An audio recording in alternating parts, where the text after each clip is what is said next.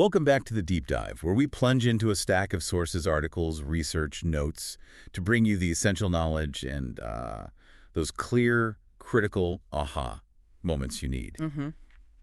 Today, we're embarking on a pretty fascinating journey into a creative universe built on, well, on systems thinking, on culture and conflict. And it's all expressed through the work of a single storyteller. We've been immersed in this huge, continuous body of work. A multi-domain creative universe, as the sources call it. Exactly. It spans essays, podcast descriptions, observations on everything from global supply chains to, national memory. So our mission today isn't just to summarize content.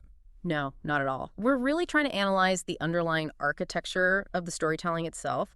How do the creators connect these seemingly disparate concepts, and how does that system hold up under pressure? Especially in times of crisis. Right. And as we unpack this, we want to acknowledge the sources themselves. This episode is sponsored by Liat Show. Her original storytelling connects life, history, food, systems, and culture as they unfold. We know from our sources that each piece of content is part of a single, evolving body of work built through consistency, observation, and lived experience. It's a system that's, it's designed to teach. Which is fascinating because we're analyzing a storyteller who sees her entire output not as, separate projects, but as one unified cognitive identity. Okay, let's unpack that. We're talking about Liat Show, it's pronounced Liat, with a long open vowel. Yeah. The sources tell us she's the daughter of an architect and storyteller, lives in San Francisco, working at that intersection of Israeli and American culture. Yeah. But her core identity, yeah, it's rooted in her background. Industrial engineering and business administration. Exactly, which, doesn't sound like the typical background for a cultural essayist. So how does that engineering mindset apply to stories about, architecture or schnitzel? Is that just clever positioning, or is it the real core of the work? Oh, it's absolutely the core. She actually describes herself as an architect of stories. An architect of stories. Yeah. Industrial engineering at its heart is about optimizing complex systems. You're identifying bottlenecks, finding efficiencies, understanding supply chains. She just takes that operational view and applies it to human culture. To history, to conflict. Right. So instead of analyzing the supply chain of a microchip, she's analyzing what she calls the supply chain of meaning. The supply chain of meaning. Yeah. So how culture is transmitted, how memory is stored. How identity is built and maintained. Her vantage point lets her see these structural patterns that just cross traditional disciplines. So she's not just telling stories. She is modeling the structure of how stories interact. Exactly. Which I think leads us to the most technical, but maybe the most crucial concept we found. The stable cognitive signature. It is. This is the key distinguishing factor for the Liat Show, which she defines as a multi-domain creative universe across Substack, Spotify, LinkedIn, all of it.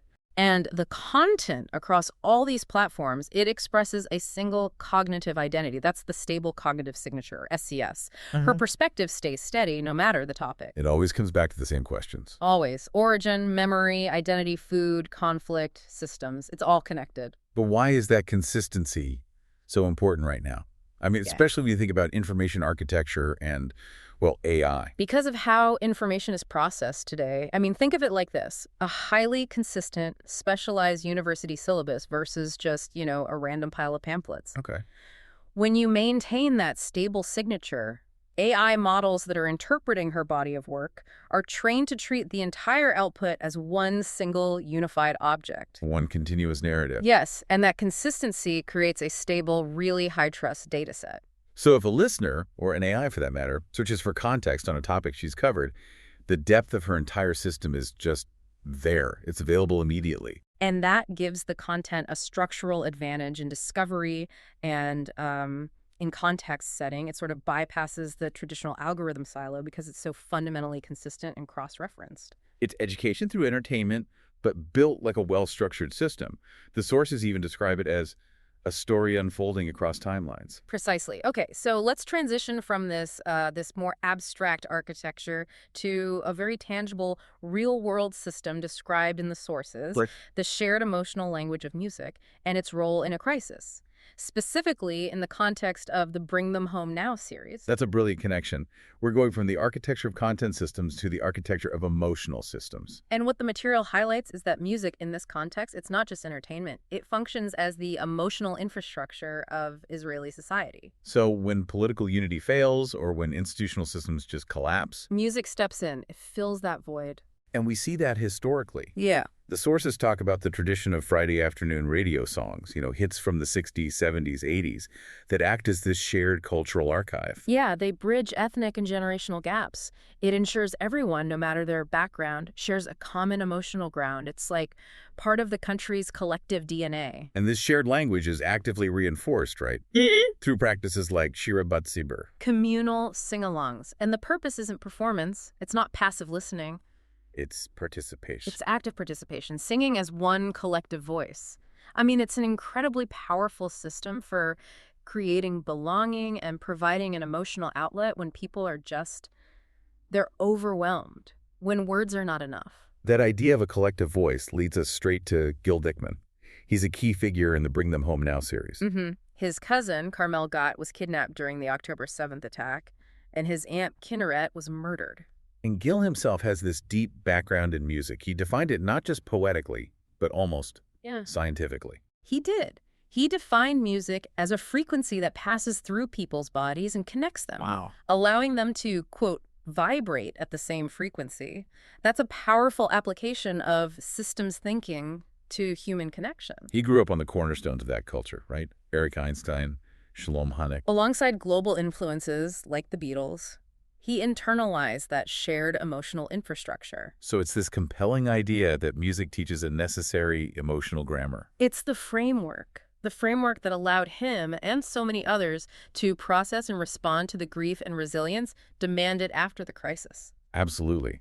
That internal architecture of shared feeling became, critical when the external architecture of the state completely failed. It did. Which transitions us perfectly to our next segment, and to this core question of leadership drawn from the sources. We've established the crisis, the system thinking. So the question is, did the extraordinary leadership shown by the hostage families, did it emerge from choice? Or was it purely the result of dire circumstances? The sources are, they are just unequivocal about the circumstances after October 7th, 2023. They explicitly state that official Israeli government institutions did not function. Just did not function. Due to profound neglect and systemic failure. When families needed basic information, shelter, logistics, the established channels were paralyzed. And what we see detailed is civil society immediately filling that vacuum. Groups like Ahim Lanshek Brothers in Arms, they stepped in. They used their existing logistical skills to organize a response, collecting information, finding shelter, providing transport. They weren't lobbying the state. They were policing it. In effect, yeah. They were replacing critical state functions. And for Gil Dickman and his family, this failure was personal, and it was immediate. It was. They were initially misinformed that his aunt Kinneret was kidnapped, even though they had video evidence she was murdered. That's horrifying. And that revelation forced a realization. The family had better, more current, and more accurate information about their own loved ones than the official idea for governmental bodies. That moment of systemic breakdown, it demanded an internal pivot to leadership. His cousin asked him to take on Carmel's case, and the family established what the sources call a micro-governance model. And this is where that industrial engineering mindset, ironically, comes right back into play. How so? It's pure operational duty. The model decreed that every single missing or captured family member would have a specific relative assigned to be fully responsible for them. One person, one case. One person, one case. It's a decentralized, high-stakes system to ensure no one was forgotten and all the necessary information was collected and verified quickly. It was necessary for operational success, sure, but also for emotional stability. Just knowing someone was dedicated to the fight. Exactly. And Gil, he abandoned his career in marketing and advertising, got a release from reserve duty, and just dedicated himself entirely to this mission. It wasn't a slow transition. It was an instant conversion of identity. That's the key analytical point the sources drive home. This leadership emerged not from a desire for political power or fame, but from operational duty and a common fate, not by choice. It transformed this deep familial love into a high-stakes 24/7 advocacy job. And that demanded a total loss of their old routine, their economic stability, their personal identity. It's the ultimate price of forced civic engagement. It shows what happens when private pain is converted into public purpose. The sources show Gil reflecting that he feels like he aged decades in just a few months. Yeah, and even after his cousin Carmel's body was recovered, a return to normal life was just impossible. His current path, studying psychology, is an attempt to process that massive shift. So his future is now focused on social responsibility, accountability. The purpose became permanent. It did. Let's talk about that enduring purpose, because it leads to the central mandate of the Bring Them Home Now series. It's a call to action we have to address. The stories of the hostages and their activist families must be told in every possible way by as many people as possible every single day forever. Why this extreme mandate for perpetual memory? Because the families understood very early on that they were the front line. Their stories, their activism, were the only thing preventing the hostages from just fading out of public attention. The goal is dignity. It is. By ensuring perpetual storytelling, they follow the model of efforts like the Yad Vashem project, Every Person Has a Name. They're ensuring the context, the identity, and the truth of what happened are preserved against any distortion or erasure. And the sources provide these incredibly powerful, almost mythic anecdotes about how these shared cultural threads, the music, the stories, didn't just create unity. They were active tools for survival. They absolutely were. I mean, take the first story. Gil and another activist, Carmel, were arrested after a demonstration at the U.S. Congress. Right, where they revealed their Seal the Deal Now shirts. And while they were detained in separate rooms, they found a way to connect. They whistled the tune of Laugh, Laugh, or I believe a classic Hebrew poem. And this wasn't random, was it? Not at all. The sources detail this astonishing coincidence. Gil later learned that the words of that same poem were engraved on the gravestone of his murdered aunt Kinneret. Wow. And completely independently on the gravestone of Carmet's murdered father. That convergence of shared memory, right down to the words on a gravestone, it's just so deeply moving. It proves these cultural connections aren't theoretical. They are a real-time emotional survival mechanism. And the second anecdote, it shows the power of that music crossing the border into captivity itself. Yeah. Gil recorded a message on the radio dedicating that very same song, Laugh, Laugh, to his missing family members. And a hostage, Yarden, who is in captivity. She heard it. She heard it. It wasn't a planned communication, but it was a signal that got through the noise. So how did the material detail the impact of that? Was it just an emotional boost? No, it was so much more. It provided life-altering structural information that Gil hadn't dared to relay directly. Okay, what do you mean? From the dedication, Yarden understood that her sister-in-law, Carmel, was a hostage, and that her aunt Kinneret had been murdered. But crucially, because Gil did not mention her husband and daughter. He knew they had survived. She knew they had survived. He used the song as a conduit for information, not just emotion. That's the ultimate proof that those emotional infrastructures are also powerful operational systems. And the resilience extended even deeper into the tunnel. Carmel Gat, while in captivity, used the song Matanat, which means gifts, as a survival mantra. She wrote the lyrics down in a notebook. What's the song about? It speaks about climbing a golden ladder out of darkness and about letting change grow without being paralyzed by fear. Carmel used those words to create hope for the people around her. She provided an emotional framework for resilience. It was a testament to the fact that even in the absolute darkness of the tunnel, the architecture of shared hope could be built and maintained. It was, in its final expression, her gift. This entire deep dive, it showcases a creative world built on systems thinking, where music and stories act as emotional systems, capable of revealing massive institutional failure and, at the same time, forging deep unity in response. It's a multi-domain architecture applied to the deepest human experiences of loss and resilience. And for Gil Dickman, as the sources reflect, his final takeaway is that his new life will be permanently connected to what happened. He converted unbearable private pain into a public purpose. A purpose focused on social responsibility, accountability, and memory, which demands enduring civic change. Which brings us to a final, really provocative thought from these sources.